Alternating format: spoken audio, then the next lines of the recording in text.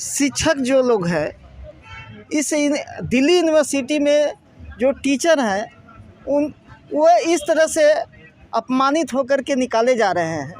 कहीं न कहीं ये बहुत बड़ी साजिश है।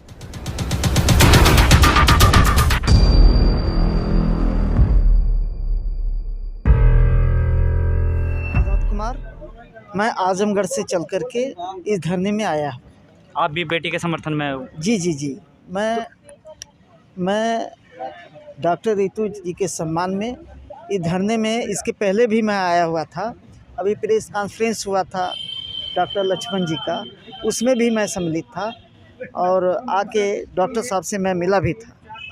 तो मैं सबसे पहले आपको साथियों को धन्यवाद देना चाहता हूँ। इस देश की प्रथम शिक्षिका सावित्रीबाई फुले और सामाजिक क्रांति के पितामह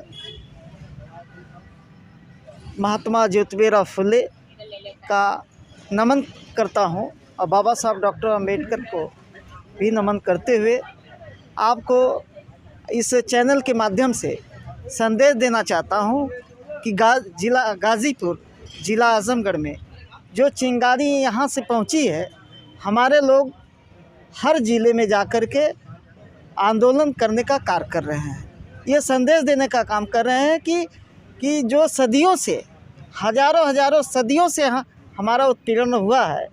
सन 1848 के पहले भी इस दलित शोषित समाज को जिस तरह से ब्राह्मणवाद के शिकार हो रहे हैं, कुचले जा रहे हैं।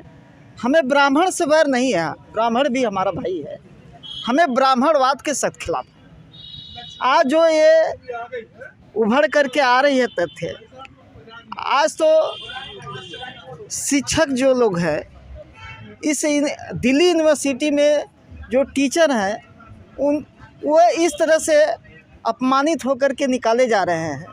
कहीं न कहीं ये बहुत बड़ी साजिश है। ये इतनी गहरी साजिश है कि ये कलम, ये मत समझिएगा कि यहाँ से किया गया है। ये सीधे नागपुर से कलम चली है। अब कलम में जो स्याही है, ये हमारे दलित शोषित समाज ये ही नहीं, ये पिछड़ा वर्ग को भी कुचला जा रहा है। देश की राजधानी में जब इतनी बड़ी वारदात, इतनी बड़ी घटनाएं हो रही है, तो देश के अंदर कितनी वारदातें होती होगी रोज? ये तो हज़ारों हमारे लोग शिकार होते हैं। ये एक दिन का हमारा आंदोलन नहीं है। ये आंदोलन तो अभी तो हमारे महापुरुषों ने संघर्ष किया और बाबा साहब डॉक्टर अंबेडकर के बाद मानवर कांसीराम साहब आए और जननायक के रूप में उभरे और समाज को जगा दिया कि देखो का हक अधिकार कैसे लिया जा सकता है। तो आखिर कब तक ये प्रताड़ना, कब तक ये जातिवाद सहेंगे आप लोग? जब तक हमारे साथ, हमारे प्रति, हमारे लोगों के प्रति उत्पीड़न होता रहेगा, हमारे लोग शिकार होते रहेंगे, तब तक हम लोग संघर्ष करते रहेंगे।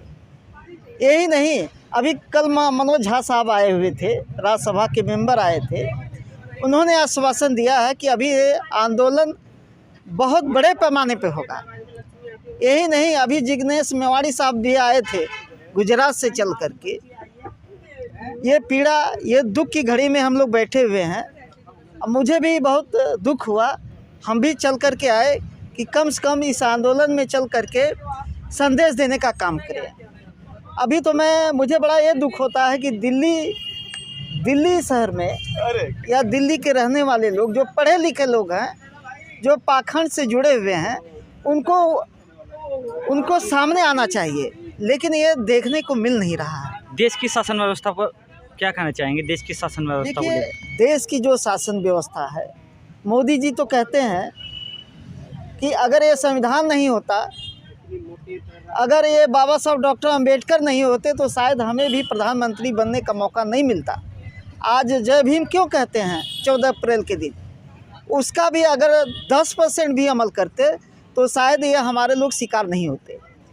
तो मुझे बहुत बड़ा दुखद है और मुझे बड़ा मायूसी है कि ऐसे सरकार में रह करके हमारी बहन बेटियों के प्रति इस तरह का अन्याय हो रहा है, निकाला जा रहा है दिल्ली यूनिवर्सिटी से। दिल्ली ही नहीं, यूनिवर्सिटी, तमाम ऐसी यूनिवर्सिटियां हैं कि लोग शिकार होते हैं, लोग बैठ जाते हैं वो लोग आंदोलन नहीं कर पाते। तो अगर इस समाज से इस महिला को हमें मनोबल बढ़ाना है, सम्मान देना है, तो सबको साथ लेकर के इस आंदोलन में शरीक होना चाहिए, न्याय मिलना चाहिए। हम ये चाहते हैं कि इनको न्याय मिलना चाहिए। ये सरकार को भी संदेश जाना चाहिए कि अगर इस तरह से शोषित पीड़ित हो रहे हैं दलित समाज के लोग और ओबीसी के लोग, तो उनको इस धरने में आना चाहिए।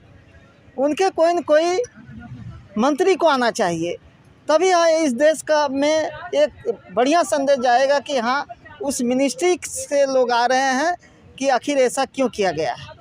आज जो सवर्ण यहाँ की प्रिंसिपल हैं, मुझे बड़ा दुख होता है कि ये लोग जो है कितना बड़ा अत्याचारी है, कितना ये लोग अन्याय करते हैं हमारे साथ प्रति।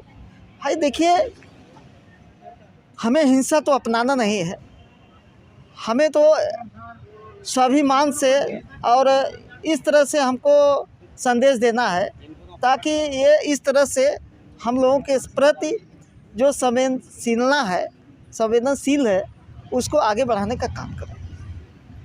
और मैं ये भी कहूँगा कि जितने भी प्रदेश के और ज़िले के लोग आते हैं, ये जन जन तक, गांव-गांव तक जाएं, इस चीज़ को बताएं कि देखिए हमारे जो शिक्षक लोग हैं, शिक्षिका लोग हैं, इस तरह से इनके साथ शोषण हो रहा है कि 14-14 साल तक पढ़ाने के बावजूद भी ये लोग परमानेंट नहीं कर रहे हैं।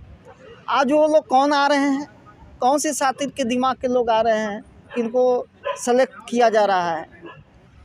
ऐसे कौन लोग हैं? हमें तो ये लगता है कि ये आरएसएस के ही लोग हैं। ये बहुत बड़ी साजिश है कि इनको अंदर अंदर कर लिया जा रहा है और धीरे धीरे हमारे लोगों को निकालते जा रहे हैं। तो हम इस धरने में बैठे हुए हैं। हम चाहते हैं कि जब तक न्याय नहीं मिलेगा हम लोग इस धरने में बैठेंगे। यही नहीं, अभी हम लोग ज़िले में जाएंगे, हम लोग गांव-गांव तक जाएंगे कि ये संदेश उन लोगों को भेजा जाएगा कि आप लोग भी झंडे डंडे के साथ उनके मनोबल को बढ़ाने के लिए डॉक्टर रितु जी को, डॉक्टर लक्ष्मण जी को, इनके सपनों को साकार किया जाए। हम लोग यही चाहते हैं। धन्यवाद आपको।